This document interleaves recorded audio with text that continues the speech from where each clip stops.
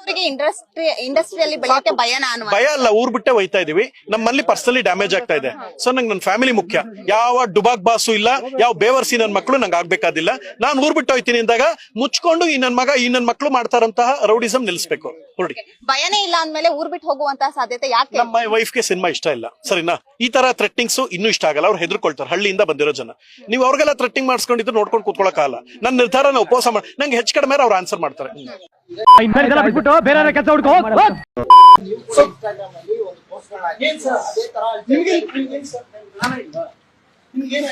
ಕಷ್ಟಪಟ್ಟು ನಮ್ ತೊಂದರೆಯಾಗಿ weapon system ಬಂದವರು ಇದ್ದಾಗಲ್ಲ ಬದನೆಕಾಯಿ ಕೊಟ್ಟು ಇದು ಮಾಡ್ತಾರೆ.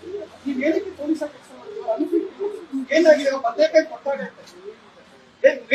ಏನ್ರಿ ಅದ್ರ ಬಗ್ಗೆ ಫಸ್ಟ್ ಇದು ಮಾಡಿ ಒಳಗಡೆ ಬಂದು ಕೊಟ್ಟಾಗ ಡಿಸಿ ಹತ್ರ ಮಾತಾಡ್ತೀನಿ. ಫೋನ್ ನೀವು ನನ್ನನ್ನು ಅಷ್ಟೇ ನನ್ ಕೇಳಿದ ನಮ್ಮ ಪರ್ಮಿಷನ್ ನನ್ ಕೆಲಸ ಸಾಲ್ವ್ ಮಾಡಕ್ಕಾಗಲ್ಲ. ಬದನೆಕಾಯಿ ಕೊಟ್ಬಾರ್ದು, ಬ್ಯಾಂಕ್ ಮುಚ್ಕೊಂಡು ಕೂತ್ಕೊಂಡ್ರೆ ಸರಿ. ತೋರ್ಸ್ ನಡಿಯ.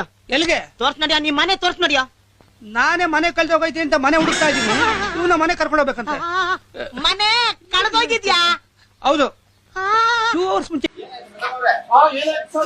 ಸರ್ ಆ ವ್ಯಕ್ತಿ ಒಂದು ಸ್ವಲ್ಪ ಬೇಸಿಕ್ ಕಾಮೆಂಟ್ ಸರ್. ನನಗೆ 100 ಸಲ ಅಟ್ಯಾಕ್ ಆಗಿದೆ. 100 ಕಂಪ್ಲೇಂಟ್ ಕೊಟ್ಟು ಕಾಮನ್ ಸೆನ್ಸ್ ಒಳಗಡೆ ಬನ್ನಿ ಸರ್.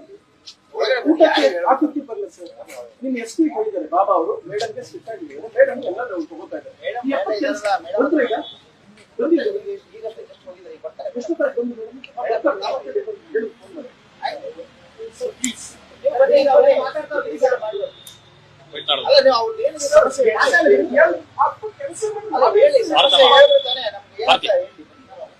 ಇದ್ರೆ ಶೂಟ್ ಮಾಡಿ ಸಾಯಿಸ್ಬಿಡ್ತೀನಿ. ಇರಿಟೇಷನ್ ಕಣ್ರಿ, ಕಳ್ಸಿ ಆಚೆ.